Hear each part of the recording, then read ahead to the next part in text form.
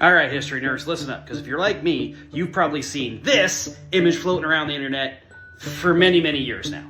And on it, like, the question everybody asks is, like, we're right in the middle of the Civil War, and someone invented a steak sauce? Like, who would want steak sauce in the middle of the Civil War? So, a little bit of fact about American food in the 1800s up until the Clean Food and Drug Act in early 1900s by Theodore Roosevelt.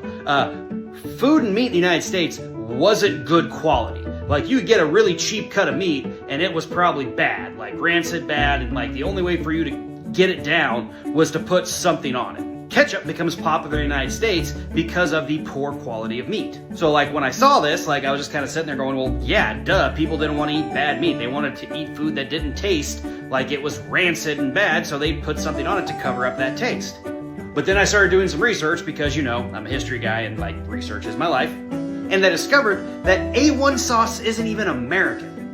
It was invented in the 1820s for the King of England for pretty much the same reasons in the United States. It was a brown sauce meant to make food taste better for chicken, poultry, and beef.